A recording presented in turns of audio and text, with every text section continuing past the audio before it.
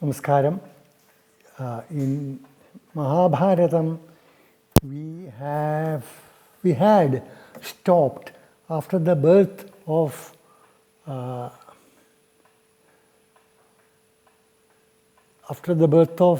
Duryodhana and other 99 sons, and the 101st female Dushala. And Pandu, who had retired to forest, we mentioned he got 5 sons, 3 in Kundi and 2 in Madhuri. Kundi used the boon which she was given by sage Durvasa in her childhood. Using it 3 times, she invoked Yamadharma, Bhimasena and Devendra in that order, and got Yudhishthira, Bhimasena and Arjuna. The remaining boon she gave to Madhuri, who used it to invoke Ashwini Devas, who are a pair of gods, who are the heavenly Vaidyas, heavenly doctors. And Madhuri got twins, Nagula and Sahadeva, from the Ashwini Devas. That is where we had left the main story and went to the Pauloma Parva and narrated the story of Ruru and Pramadvara. And now we are going back to the main story. Let us catch up with the main story a while, and then we could go and proceed with the Pauloma Parva.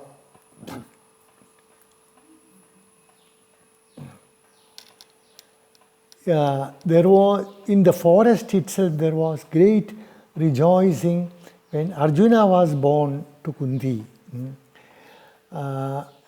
From heaven, the celestial beings, the gods themselves, many of them, including Devendra and the prominent gods, and the heavenly musicians, the Gandharvas, the heavenly dancers, the Apsaras, and there are people who play bugles, who play drums in various categories. They all came down to celebrate the birth, and they played music. Apsaras danced, Gandharvas sang. There was great rejoicing all around Kunti and the newborn child. Even the sages who lived in the forest around, they joined the merrymaking.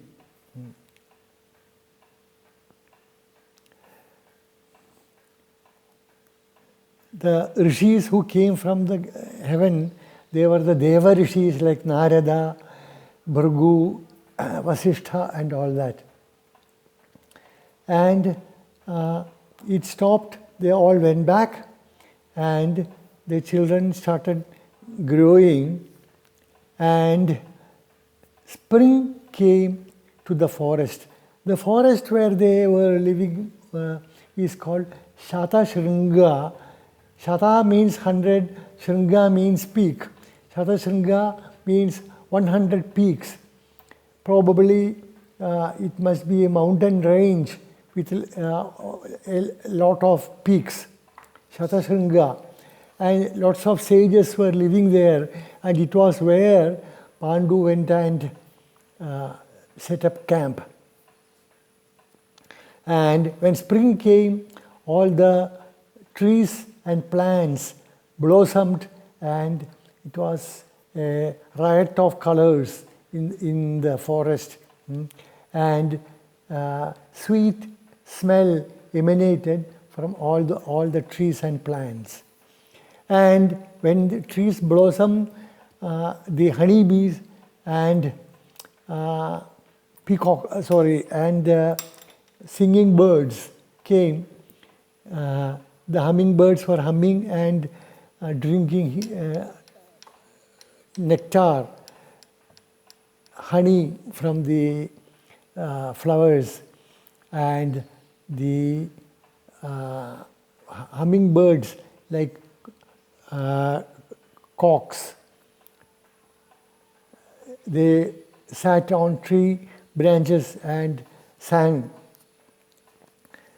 The effect of all this and spring was such on Pandu that when he was alone with Madhuri, they were walking through the forest. Suddenly, Pandu couldn't control himself and he went and forcefully embraced Madhuri.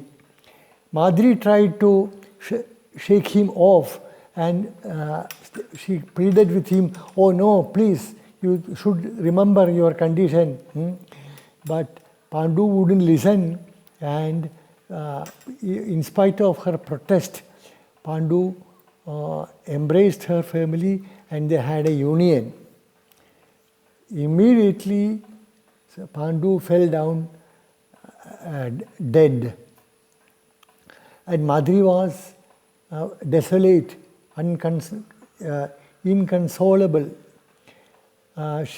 She wailed and ran to Kunti, saying, "Kunti, come with me alone. Leave the children behind, come with me."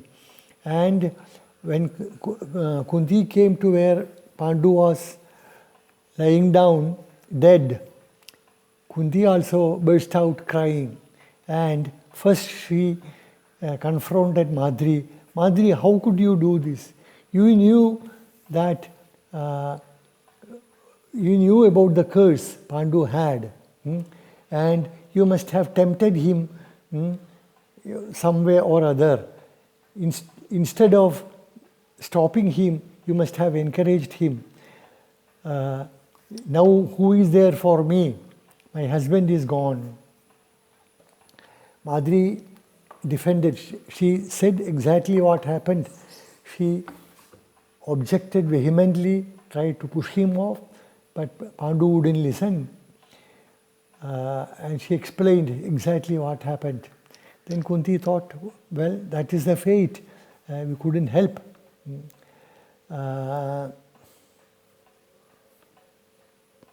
And Kunti said, as the elder wife, she would commit sati, that is, she would jump into the funeral pyre along with Pandu and give up life. But Madhuri said, no, I wouldn't allow you to do that. It was because of me my husband had to die.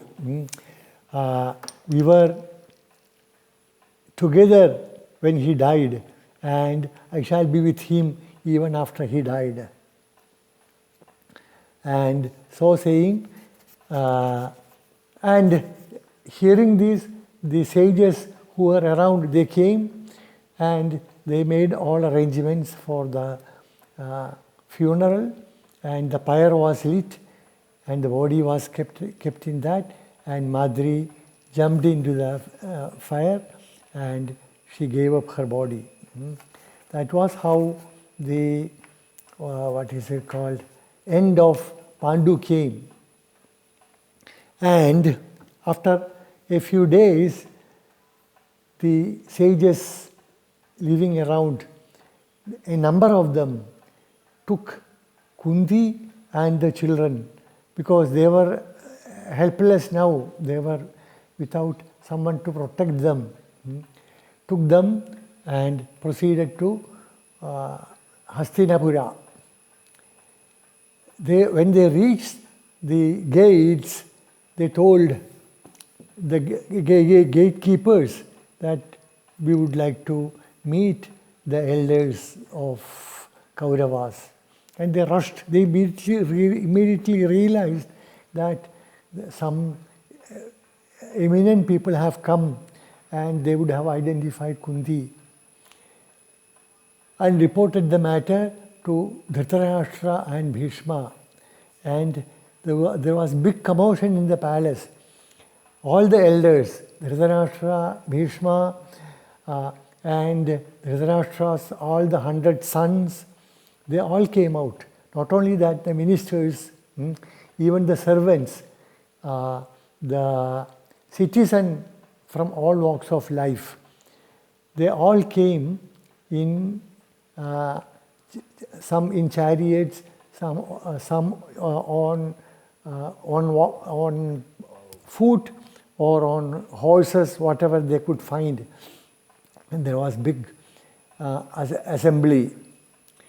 Meanwhile, the sages narrated what happened in the forest, and they said, look, this is the queen who is a widow now, and these are the 5 children of Pandu.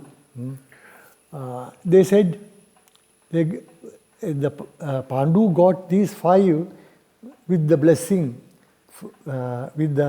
blessing of Yamadharma Raja, Bhimasena, Indra, and the Ashwinis. With their blessing, these children were born. So they are now in your custody. Please look after them. So saying, they left. They virtually disappeared. They were what is it called? Gifted after long years of penance. And Bhishma ordered for proper rituals to be held. The rituals that are done after somebody dies. The sages had reported that 17 days before that day, Pandu had died. So the Udaka Kriya and similar rituals are held for Pandu and Madhuri.